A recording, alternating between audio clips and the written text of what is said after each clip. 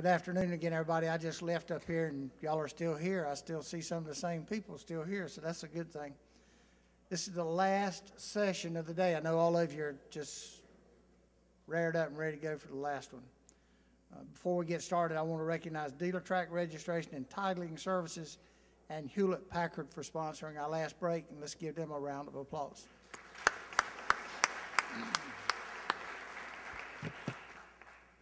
Now, something that's near and dear to all our hearts is what's going on into the great capital.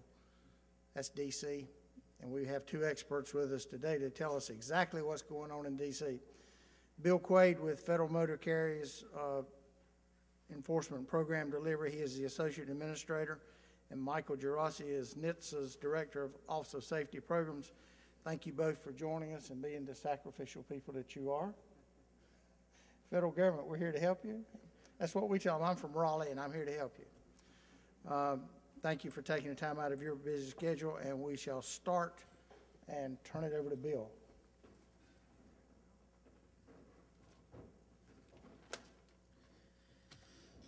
Well, thank you all, and I appreciate the opportunity to be here and spend some time with you folks today and tomorrow. This afternoon, what I'm going to do is kind of give you an overview of where Washington looks from the Federal Motor Carrier Safety Administration's point of view. And then tomorrow there's a session where Selden Frischner and I will go into more detail on a couple of the initiatives that we're working on with respect to the commercial driver's license, specifically the implementation of the medical certification rule and the implementation of the commercial driver's license learner's permit rule. So I'm not going to be steep in details on those two subjects today. You have tomorrow to look forward to where we can answer any and all questions that you might have on those subjects. I bring greetings from Ann Farrow, our administrator, who is always making sure that we understand as her staff that we don't do commercial motor vehicle safety. We don't do highway safety in Washington, D.C. It happens out in the states. It happens through organizations like AMVA and the members of AMVA. And, for that reason, it's always valuable for me to come and spend time and hear what's going on in your world and listen to the challenges. I had the opportunity to be interviewed yesterday for a magazine article, and they asked me, what do you see as the biggest challenge? And I really see that the biggest challenge we have is that we are being asked to do more all the time, and we don't have more. And there's only so far you can get with doing more with less. Eventually you have to do less with less. Or else do something different. And that's one of the areas where I would always invite AMVA and its memberships to have open dialogue with us about what can we do different to make it better and more efficient, since we can't do more with less. We can do different stuff with less. We can be more effective maybe if we do the right things, but you just can't do more with less. From FMCSA's point of view, we are in a period where the overall results of the efforts that you and the MICSAP agencies and our agency and the industry and everybody is doing, since 2005, the number of people who are dying in large truck crashes is down dramatically. It's down from like 5,200 to 3,600, which is astounding. That's like 1,600 people a year fewer. Now, obviously, I think we all understand that 3,600 is still too many, and 3,600 is still, frankly, it's a little bit more than it was last year. But I think that hopefully that's a blip and not a new trend. We also know that 88% of those crashes are caused in one form or other by a driver. Car driver, truck driver, it doesn't matter. So the emphasis that we have and the nexus that you all have to commercial motor vehicle safety is really important to us, because it is through making sure that the drivers are safe that we can really make, some progress with respect to the bottom line, which is always about saving more lives, preventing more injuries, preventing more crashes. I stand here today, and the topic is what's going on in the Beltway. Well, what's going on in the Beltway right now is that the Senate is debating the highway transportation bill. They are taking on amendments today. It's our hope that they make it through the amendment process today, tomorrow, sometime soon, and that they, report out a highway bill that the House of Representatives would then take up, and we could, get some, at least a little bit of certainty, 2 years worth of certainty with respect to the programs that we're going to do and the money we're going to do. I don't know whether that's going to happen or not. If it doesn't happen, it's our expectation that we will be, continue to have short-term extensions of our last reauthorization. Either way, we're going to need to continue to work with all of you. Either way, in the last reauthorization and the next reauthorization, Congress is recognizing the importance of the work that's done at the commercial driver's license agencies through funding of grants. And I think that the proposal that's on the table in the Senate right now is to actually create not just a discretionary grant program for the commercial driver's license, but also a formula program, so that we can get back to the place where, the states understand that every year that there is a formula amount of money that will come in and allow you all to run your CDL programs and supplement what you're doing, in addition to perhaps being able to apply for discretionary pots of money. We think that's a very big deal. It was a recommendation that came out of the Commercial Driver's License Task Force that I actually had the privilege of leading a number of years ago, that AMBA assisted us with. We think that steady stream of money, having you all understand that every year that there's going to be a formula grant program and the money is not going to run out, is an important type of thing towards helping us get to the goals. So in addition to the legislative process, which we don't control, in FMCSA, we've got the rulemaking process, and there's a number of rules on our books that I think are of interest. The National Registry for Certified Medical Examiners. I think last time I told you that it would be published by the end of last year. It's March and it's not published. So I feel a little sheepish about that. But, part of it is the process. We had an idea, we developed the idea, we sent it over to the Office of Management and Budget, and they had another idea. And so it's taking us a little while to get their idea going, but I think that very shortly we will have that final rule published. Really all we're talking about is the way we test doctors.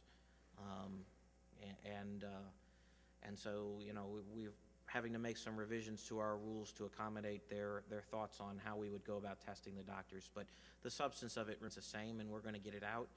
And then we're going to have people we know doing these medical exams, people who are trained, people who are tested. The second step to that, following right behind it, we will propose a rule to have those doctors transmit the information on medical exams electronically to us, which we would then provide to the states, so we can stop the practice that has started in January of this year, where drivers are coming in or faxing or emailing or something their medical cards to the DMVs. We will probably do a notice of proposed rulemaking. We've gotten a petition to do a rulemaking on the definition of a tank vehicle, something that we played with during our commercial learner's permit rule, and the trucking industry has now decided they don't like it. So we will probably be doing a rule. I think we're going to grant that petition to adjust a little bit the definition of a tank vehicle. from your perspective, it probably doesn't make a lot of difference. If the guy says he wants a tank vehicle endorsement, you give him the tank vehicle test. This just is a matter of how many people are going to come and ask you for the tank vehicle endorsement. We continue to focus on distracted driving. You know, our rules last year on prohibiting texting, prohibiting handheld cell phone use, are really key pieces to one of the Secretary's primary initiatives with respect to reducing and eliminating distracted driving. As we talk about the commercial, the rules that we're implementing, I mean, one of the things that both of those rules do is put in some more serious violations, and we need to always make sure that we're working towards getting those violations put into our systems so that, you know, in states where there are laws prohibiting those activities, that disqualifying offenses are taken against the drivers that are caught doing that. I want to talk a little bit about a couple of CDL initiatives, and again, we'll talk more detail tomorrow, but first, the commercial driver's license SID-less modernization. You know, really, we completed that modernization with AMVA. It was something that needed to be done in order to accommodate the traffic that has grown since the original SID-less was built back in the late 80s. That was a very successful endeavor from our perspective. We continue to enjoy the partnership that we have with AMVA as the organization that runs our commercial driver's license information system. And now that it's there, we need to take full advantage of it. And I know that you know, we've got about half the states that have tested and are in production using the modernized SID-less. Another half the states are working towards that. Because modernized SID-less dealt with the compliance date for the Med-Cert rule on the states that weren't there yet, what we've done is we've asked for an action plan. Again, we're not in a situation where we want to at any time, and particularly not at this time, be threatening states' funding. That's not what the Federal Motor Carrier Safety Administration is all about. You know, but we do need to make sure that we're all, you know, on the same platform working towards the same thing. So our way of addressing this is to ask for these action plans.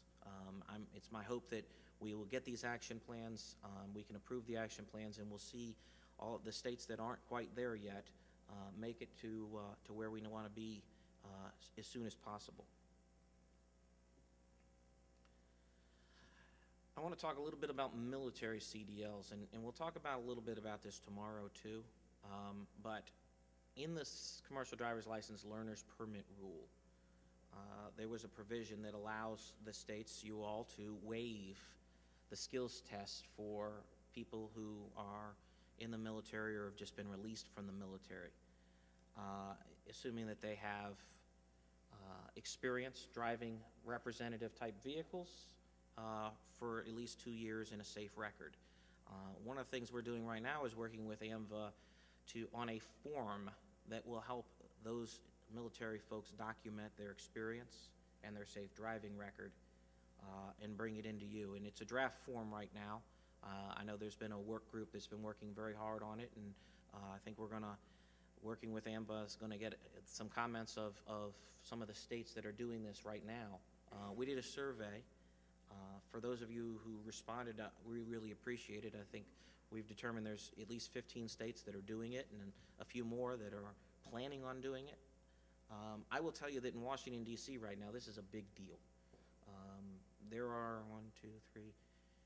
I think at least 4 amendments to the various transportation bills dealing with military CDLs. And from our perspective, we've already taken a very important step. So for those of you who may not be using this provision right now, for those of you who you know, are in the process of doing it, we want to encourage you very, very, very strongly to consider taking advantage of this so that, you know, the folks, the men and women who are protecting our country in the military when they leave the military, have a mechanism for getting a job. And that, you know, the provision in the CDL Learner's Permit Rule, which I guess is 38377, is only kind of one step. I think from our perspective, we're having discussions with the military right now about whether or not we can recognize the military perhaps as a third-party tester and have them give tests and tests that the states can accept. And from my perspective, the advantage here is they send them through training early in the process. There's a couple of major training schools in the military.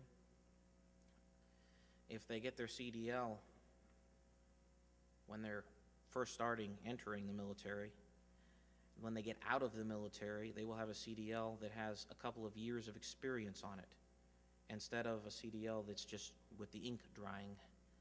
The trucking industry finds people who have CDLs for multiple years to be much more employable than CDLs for people who got their CDL yesterday.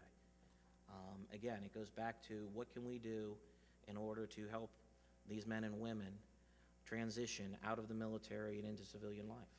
So that's a topic that I think you're going to hear more from us about. Obviously, the first step will be the worksheet when we get that finalized, but it won't be the only step.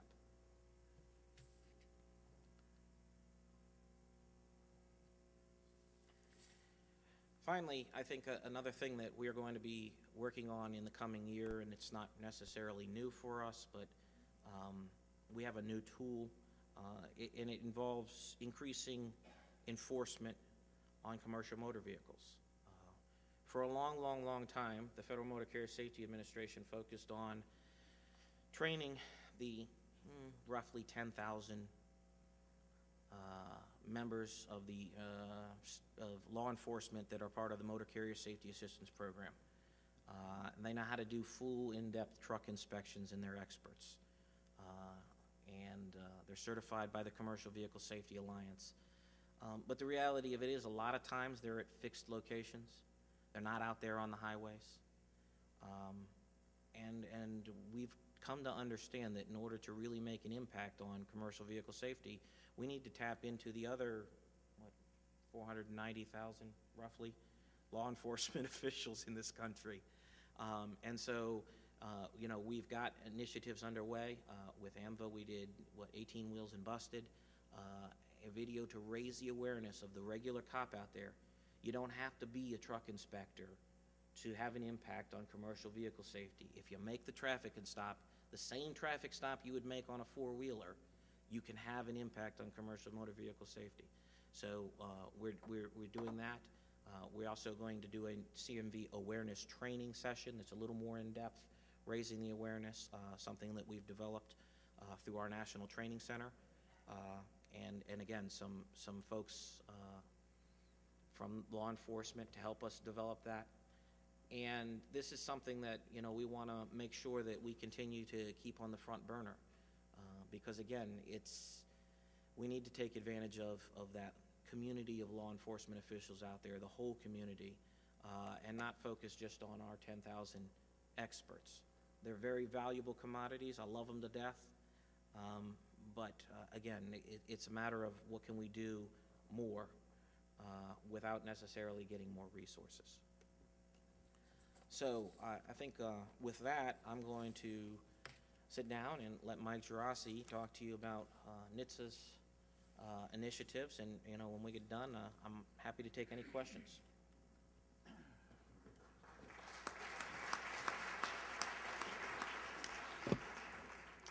Thanks very much, Bill.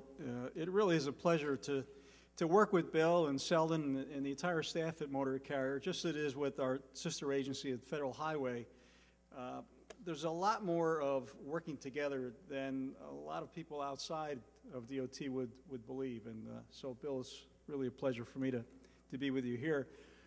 And let me thank, on behalf of our administrator, David Strickland, and our senior associate administrator, who many of you know, Brian McLaughlin, they extend their thanks for the invitation today to Neil and the entire staff at AMVA. We've got a long-standing partnership with AMVA. that we're very grateful for and very appreciative of. Today is also the Governor's Highway Safety Association board meeting in Washington. So that's why our administrator and many of our executive staff were at that meeting as well. But they sincerely wanted me to extend our thanks to all of you.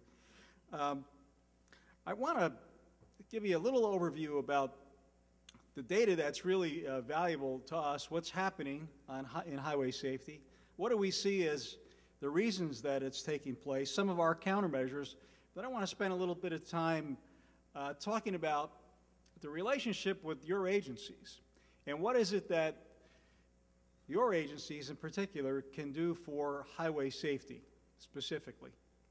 So the good news is that in 2010, which is the last year we had complete data, it is the lowest number of fatalities virtually in record since 1949, but really since we've been keeping good data. It was the lowest fatalities that we've ever had.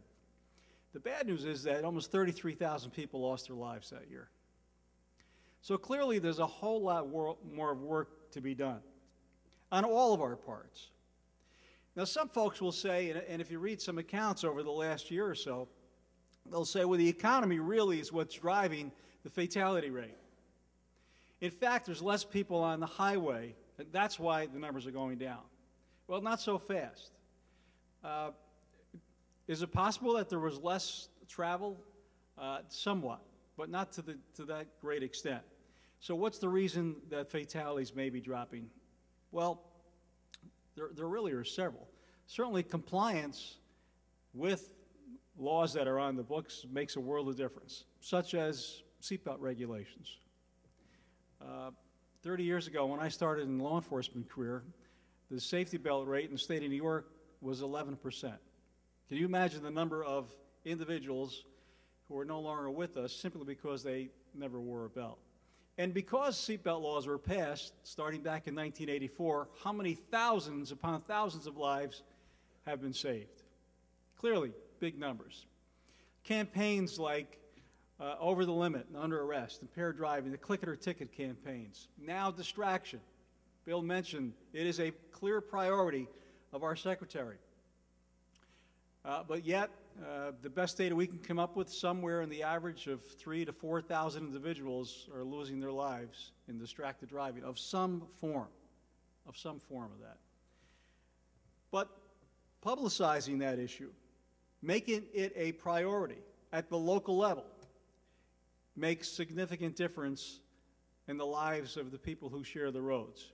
So there's a lot of reasons that fatalities are going down. We believe that law enforcement is a big part of it. And you're really fortunate at AMVA, you've got Brian Orsino, who's the Director of Law Enforcement Services, great partner of ours, working very close with law enforcement. But to have law enforcement professionals on the street every day addressing highway safety is a critical component to what's taking place in terms of safety.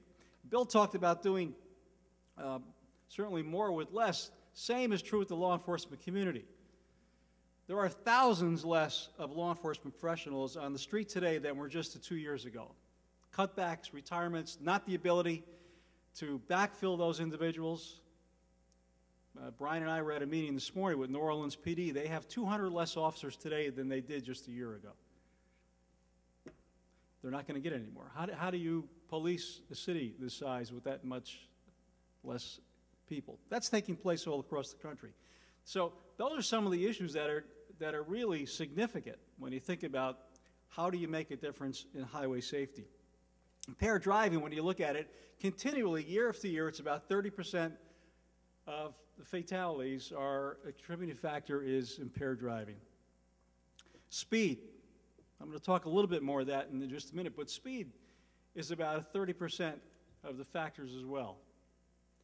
I mentioned distraction. That's adding up to close to about 10%. And then when you take a group like older drivers and pedestrians and motorcyclists, that's about another 15%. So with just those items that I mentioned, regardless of everything else, you're talking about close to 80%. And those 4 or 5 big ticket items that cause the fatal crashes all across this country. So what are we doing about those issues in particular? Well, we continue with our campaigns.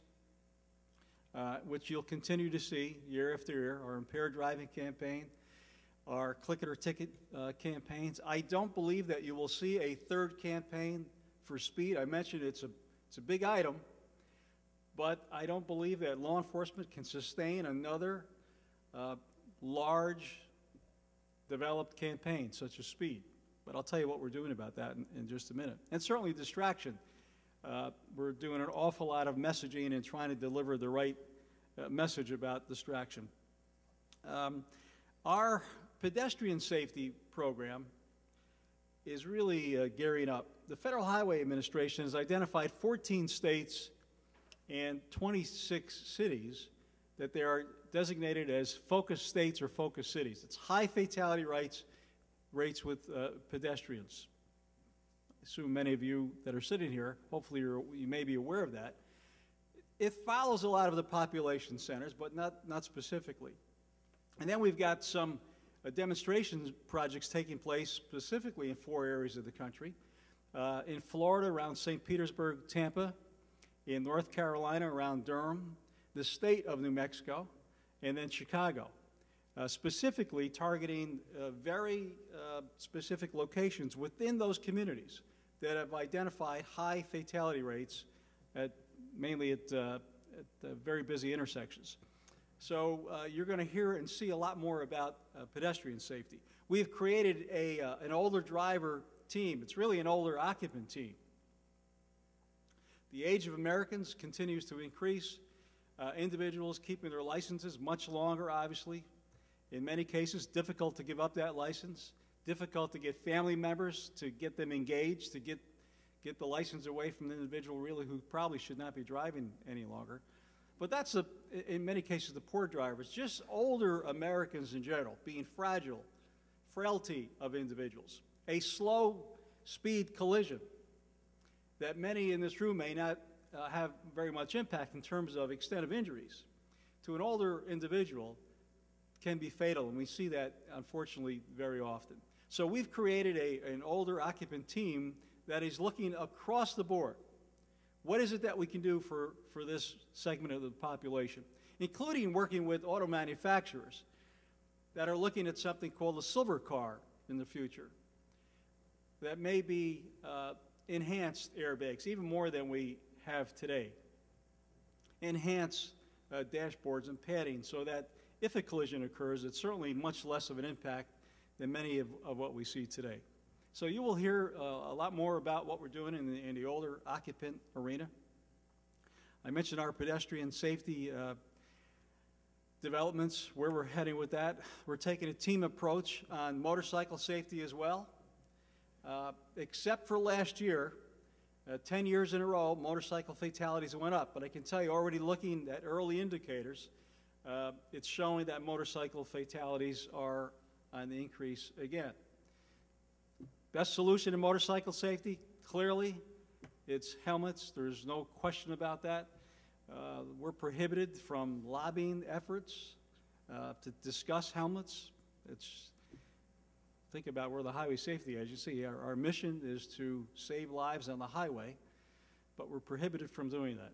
But when you look at motorcycle safety, that's number one on the list, clearly. So we've got a motorcycle team that is looking at that as well. Then when we talk about, I mentioned impaired driving, but a segment of impaired driving is drug driving. Drug driving is really increasing at astronomical levels. And it's not just from illicit drugs, but prescription drugs as well. In fact, prescription drugs is really starting to outpace illicit drugs. We're working with the Office of National Drug Control Policy. It's an office of the White House. Their director has identified drug driving as a priority of their agency. That's a big deal for us. And when you got two federal agencies walking down the same path together, addressing a very significant issue. So hopefully you will see and hear much more about drug driving. Training law enforcement to recognize the signs and symptoms of drug driving is something that we're working on very aggressively with. You may have heard of drug recognition experts, DREs. Some of your states have them. In fact, 49 states have DREs. The only state that does not right now is the state of West Virginia. So we're very close to being across the board. But drug driving, again, it's significant impacts on the highways. You know, you think about, all of you can think about sections maybe of your community, of your state, where you would not want to drive or walk down that part of, for whatever reason, that part of your community, or a strange community, irregardless. Whatever reason. Maybe it's you believe there's crime, there is crime, there's poor lighting, there's poor signage, it's just a bad place to be driving, bad place to be walking. But really none of us give very much thought to getting in the car and just driving on a normal course of our day down Main Street, USA. And that's where the fatalities and that's where the extent of injuries take place. It's the indiscretion on the part of other motorists who decide they're going to be involved and impaired with drugs or high speed, reckless driving, distraction. In some cases, all of those combined together. So when that missile comes across the lane and strikes us, clear tragedy occurs. But because it just happens day after day after day, and we're so complacent about it, and, you know, I assume all of us in this room are highway safety conscious, but it's the other individual. So we need to do as much as we can do individually and collectively to get that individual off the road. And I believe that's where a lot of you come into play. What is it, from your perspective, from your agency mission, that can help highway safety in your state and across this nation? You know, we've got a long-standing partnership, as I mentioned, with AMVA. We have dressed young drivers and novice drivers. We produce products that we roll out to the states, and hopefully many of those products has found its way into your agency and to your consumers. We've worked on older drivers together. We've worked on suspended drivers and revoked drivers together. There's a committee in place right now that should be close to conclusion, that is looking at the whole issue of suspensions and revocations. On any given day in this country, there's about 30 million suspensions. How many of those are for driving behavior, and how many of those are for other administrative type of situations? Could be anything from failure to pay child support, failure to pay a civil penalty and a civil fine. What does that mean to a law enforcement officer when they stop an individual who's suspended or revoked for one of these issues that I mentioned? What do you do with that individual? If you know somebody's suspended, do you let them drive off? And if you let them drive off and something happens, are you now liable for that? Well, my guess is that, you know, if you've got somebody who's been arrested several times for impaired driving, driving while impaired, if you got somebody who refused to appear in court, failure to appear, if you've got somebody who's got dozens of speeding citations and they've been suspended, I don't think, you know, anybody thinks twice about need to remove this individual, tow their vehicle, get them into the court system. I'm not sure about the mindset when you get a suspension for one of the other civil penalties. You may have a better handle on that than I do, but I can tell you it's a real issue. So our collective partnership and team that we've got looking at this, hopefully will make some recommendations for the future so that we can look at these possibly differently. It's a really big issue for us, and I'm sure for many of you as well. Just recently, together, we put out something regarding foreign nationals and foreign, somebody who hands you a foreign driver's license. What do you do at 2 or 3 o'clock in the morning if you're a law enforcement official and you get a license that looks nothing like you're used to seeing? Well, there's a product now, and hopefully many of you have seen that, thanks to our team and AMVA working together. That is a really neat flow chart for a law enforcement professional who, when they get this document, can follow this flow chart, and it brings them to a point, to make a decision point. That would not have happened without the partnership that takes place between AMVA and NHTSA. So we're really pleased about the partnership. We think that we can do a lot more in the future. In the next coming weeks, in fact, I see somebody from Maryland. Who's from Maryland? Anybody from Maryland? Hi, Commissioner, good to see you. I'm going to be visiting next week. Hopefully you're aware of that. Okay, good. What we're going to be doing in the coming weeks is meeting with probably 4 or 5 states, and I can tell you, I believe Pennsylvania is probably going to be one. I'm not sure of the other 2. But we're going to talk about what is it that's working and what's not working. And what is it that we can do better together for the future? I'm sure that almost all of you have a GDL, some form of a GDL component. Is anybody here from any state doesn't have a GDL, some form of GDL? Right. But if we went around the room and say, well, what are those components in your GDL? We would have a really long list, and probably some of them would match, but not every one of them would match. And I'm not asking for a show of hands, but for example, if you look at where we are today with young drivers, how many GDLs, statutes, think about your own, involve non-use of cell phones, even if you might not have a cell phone ban or a texting ban? How many would have number of passenger ban? Or how many might have the age of the passengers? Certainly the hours of restrictions. So there's a lot of different elements and components that we need to discuss, and that's something that I'll be talking about when we come out to visit a few of you, discussing the future. What is it that we can do better? What is it that, from your perspective, as I said earlier, from your agency perspective, to really help highway safety overall? I think there's much more, clearly much more that we can do. So I want to stop. I'm sure there's questions that we can answer for you.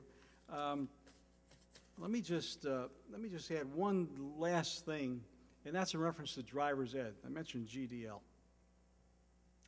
Many of you should have gotten or may get a letter in the mail from our administrator supporting driver's ed. There's been some discussion and some criticism of driver's ed. Does it really have an impact? Does it make a difference in the lives of young drivers? Does it make a difference down the road? Well, it's not driver's ed by itself that is significant, but it's in conjunction with a system-wide approach that includes parental oversight, that includes your agency's involvement in driver's education. So I think it'll be important for us to look at driver's ed for the future. One thing that we're doing is driver ed assessments at the state's request. We've done one in Maryland. Thank you, sir. We've done one in Oregon, and I believe we've got one coming up in Delaware. It's a couple of days where you bring in folks that you would like to have a discussion with. Question and answer sessions go on from all phases of driver ed, and at the end, we come out with some recommendations, priority recommendations, and a list of recommendations about driver ed in your state. What's the state of driver's ed in your state? And what is it that we can do to maintain, sustain, or even improve in some cases? So when you look at that novice driver, the young drivers, where we're losing 2,000 to 3,000 individuals a year, what is it that we can do to enhance that? So many issues, many topics, but when I think about AMVA and when I think about NHTSA's partnership with AMVA, I always look for that center line where we can come together and make a difference on our highways. So let me leave that, and we'll see if there's some questions. Thank you very much.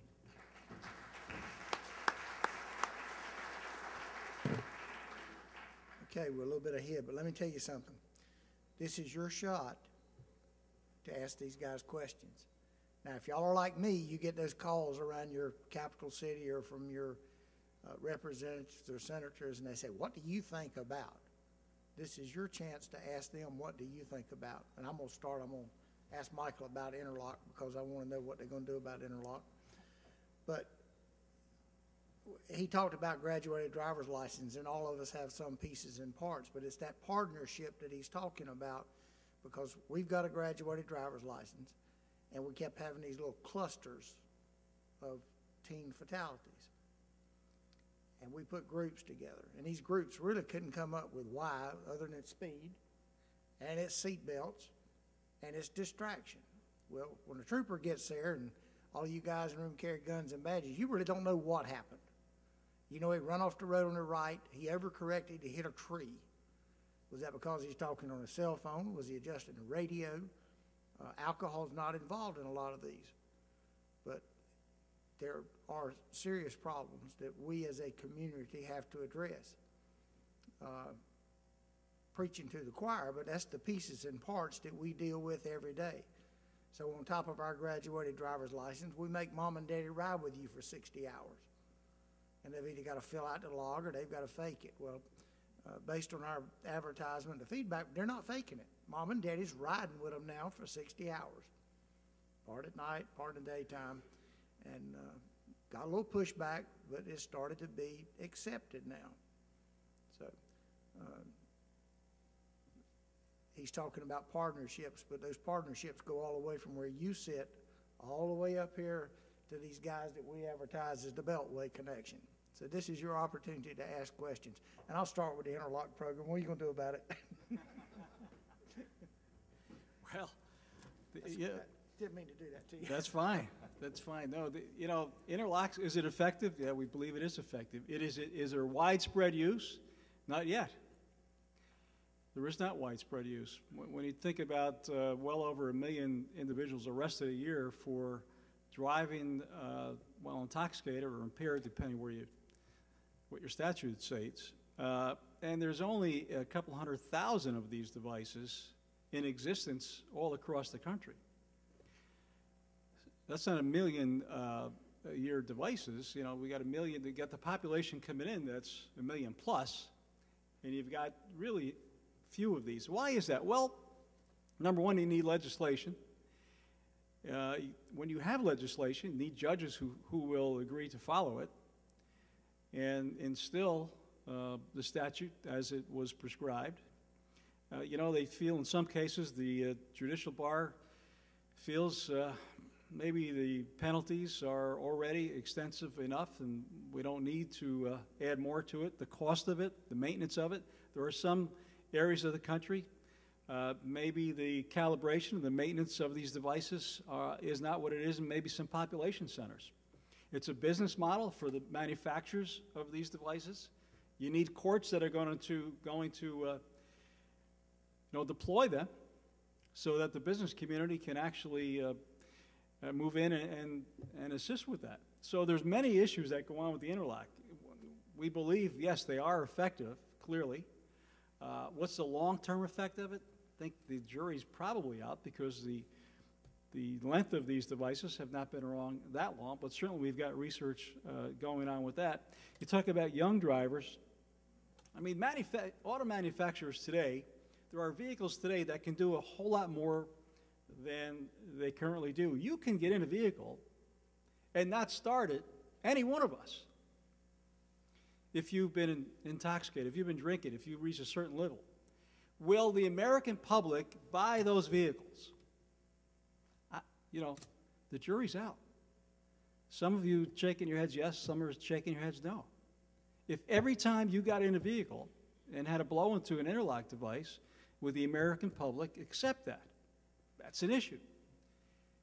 For young drivers, it's possible to have a key as a parent that when you put that key in and start the vehicle, it operates differently than when a young driver does.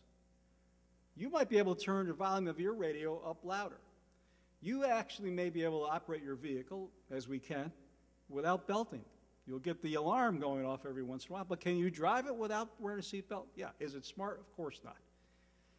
But when your teenager goes out the door and you give them a different key to start that vehicle, it'll start, but it's not going to go and drive until the belt is buckled. I don't mean behind them, but actually on them. And other issues with the vehicle and dimensions and dynamics of that vehicle that will operate differently. Speed governors. We've had these discussions. The manufacturers, talking about business models, again, will the public buy that? Will parents say, well, there are occasions when they may want to exceed the speed limit this amount. Hazard, danger, whatever the case might be. So technology and innovation exist, certainly going to grow in the future. Can you make it so that you cannot operate your vehicle if your device is actually operating in the vehicle? Yeah, you can. Can you be assured that it's not somebody in the back seat that's on it? These are all issues that we're discussing. So this is a long answer to interlocks, but technology and innovation is really an interesting area for us today, and certainly it's something that's going to help drive down fatalities in the future as well. Okay, questions? Right here, Ian on the right, blue shirt. Related to the ignition interlock, there was some buzz a few years ago about NHTSA updating the standards, the model standards. Has that been completed, or is that still in the works? I will, if you'll give me a card, I'll check with to see what the latest version of the model standards is. I know that we did some work not too long ago, but I don't know if they've actually been published. So if you'll give me something, I will send you an email by the end of the week. Not wanting to comment as the interlock expert, but they hadn't been published yet. They were revised and out for rules and back in the system. Questions? We're early. This is your chance. Bill's getting a ride down there free. Well, I believe you kind of preempted my question a little bit. Well, the answer almost answered my question, but I mean, you know, it seems to me, and whether this is politically correct or not, I don't know, but based on what you say the statistics show accidents are caused by, why doesn't the same rationale that requires seatbelts in a car require, you know, an interlock and also like whatever you'd call a reverse Bluetooth or something that just prevents personal communication device operation in a vehicle? I mean, I would like it necessarily, but you know, I don't necessarily like seatbelts either. But I mean, if the goal is traffic safety, obviously there's something that went on that seatbelts to become mandated and airbags, I guess, are mandated. What's different about this other stuff? Is it just that it's newer? Hasn't come around yet? No, when you talk about distraction, I mean, clearly many states have laws banning cell phone use, texting use. Can law enforcement enforce those as aggressively or even as easily? No. Technology-wise, if you're talking strictly technology-wise, that you should not even be able to turn it on or dial it, yes, the technology available, but think about it. I mean, when you talk about seatbelts, it's personal choice, right? You can operate your vehicle without a seatbelt, although many states have primary laws, and certainly everyone except New Hampshire's got other, if it's not primary, secondary laws. But the ability to operate that motor vehicle without wearing a seatbelt is clearly there. The ability to operate a motor vehicle while impaired or intoxicated or involved with drugs is there. You know, you can't legislate yourself out of all the issues. You can't arrest yourself out of every problem. You can't ticket yourself out of every problem. Common sense must apply. And certainly the American people, in large part, when you talk about an 85% belt use rate across the nation, you know, I mentioned just not very many years ago, it started at 10 and 11%. I mean, we've come a long way. So I think, on balance, the American people gets it. They believe in highway safety. You know, but when you get the individual that you really need to address from all of us, okay? Driver fitness, driver improvement, revocation, suspension, all of these issues need to come together. There's not one silver bullet, clearly. And, you know, as far as innovation and technology goes in the future, certainly who knows where it's going to end up a couple of years from now. We couldn't guess a few years ago what would be in existence today. But a lot of it is up to that individual. When you talk about freedom of choice and selection and compliance, those are the things that really matter. I'm going to come back again to talk about you because, you know, y'all are the ones that make these recommendations. We went through seatbelt laws, and now we got 90% compliance rates in some places. We went through, God knows what breathalyzers and toxilizers start at, but most of us are at 0.08 now and some lower than that. A lot of it came from right here in this room or your predecessors. Your committee members make recommendations. These guys listen to them, pass them along. Go ahead, Lynn. Hi, this question's for Mr. Quaid. I'm not an expert on the SIDLess upgrade or the requirements for medical, but the medical reports were going to be electronic, right? Once you had doctors who were certified. And so my question is, we're required to comply with the law even though the records are not electronic. And so we're collecting all these copies of medical reports that are handwritten. And I just wonder if the one part of the regulation is postponed, what would it take to postpone the other part? Okay, well, really, the one part of the regulation isn't postponed. You know, the agency decided to go forward with the mandate to merge the medical and the CDL prior to establishing the national registry. You know, the decision was made, well, frankly, a long time ago. There's a few reasons. I mean, the biggest one is that Congress first told us to merge the medical and the CDL in 1995. They reiterated that again when they created our agency in 1999, fairly succinctly. They didn't come up with the idea, or we didn't even come up with the idea of this national registry until 2004. So we really felt like we needed to implement the provision that merges the medical and the CDL to get us, you know, frankly, to the situation where our friends in Canada already have been for a while, where that information is one and the same. And for that matter, by the way, our friends in Mexico, you know, it's that commercial license in those two countries means you have been medically examined. And if you haven't been medically examined, it's not, you know, it's canceled. So we believe and believed that there is some progress there. We did. Our administrator, again, you know, a couple years ago, we heard the concerns about the implementation of this rule. And we talked it over with the secretary. I mean, so it wasn't a decision that we did. I mean, it was brought, and there was a high-level discussion within the department. We decided that, you know, there was enough safety benefits to occur from going forward with the medical CDL rule that we needed to move forward with it. You know, I will be the first to admit that the process we have going now is cumbersome and not particularly efficient. But a driver now whose medical expires and maybe has had some medical problems doesn't have the option of not going to see a doctor. They have to go see a doctor and get their medical renewed at some point and bring that down to the DMV. So those types of things are going to happen between now and when we get this link in where it's electronic.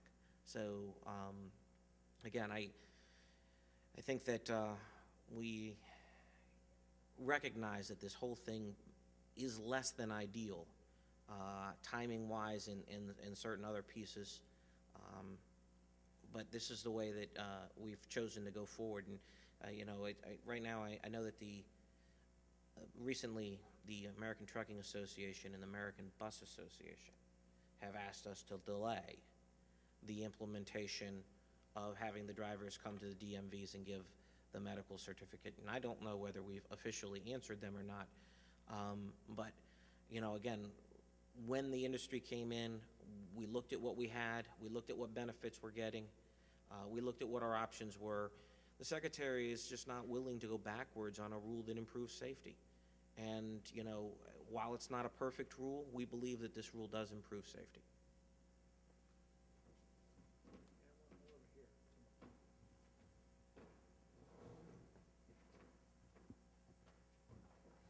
Chrissy Nizer from Maryland, a question for Mr. Drassi.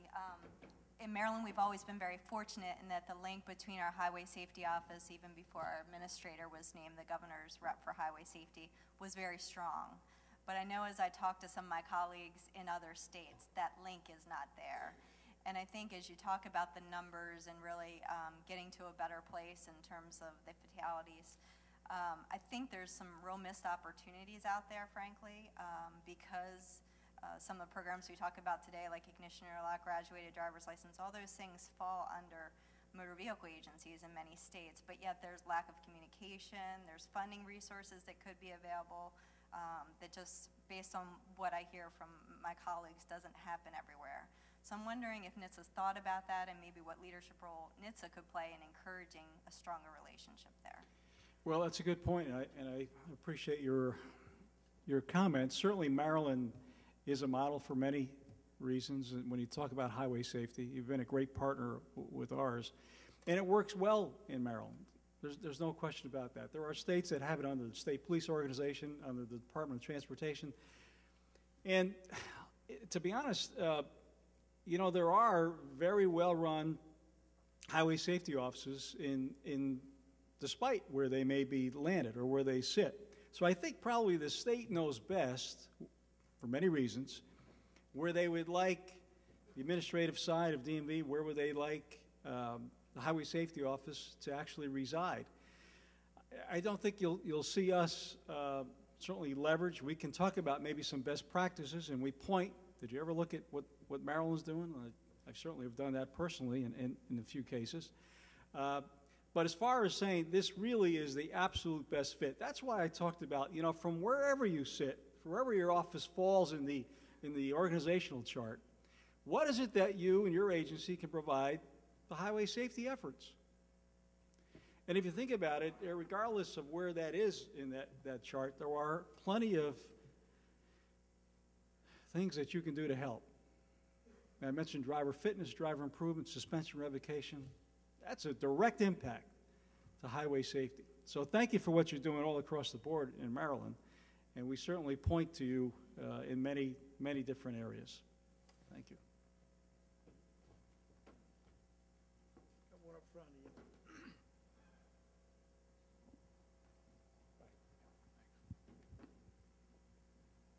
A question for Mr. Quaid. When our legislature enacted the Commercial Driver License Act, they chose to exempt military vehicles from the definition of CMVs. So my question is, when you're talking about giving the returning military commercial driver licenses, are you saying they operate a CMV for a period of time, or did they operate a representative vehicle? Because that's important. That could be important in our case. Well, the exemption that we put in 38377 says that they have operated for the last 2 years a representative vehicle. So, I mean, again, it's by definition not a commercial motor vehicle because the military is not a commercial entity. But the same type, you know, it's an 18-wheeler, only instead of calling it a Class A vehicle, the military calls it an A560 or something like that, or they've got different codes and things like this. And that's what part of what we're doing now is to, you know, kind of take it and break it down. So if the military says he's driving an A560, we can say, well, that equals a Class A vehicle, or that equals a Class B vehicle, those types of things.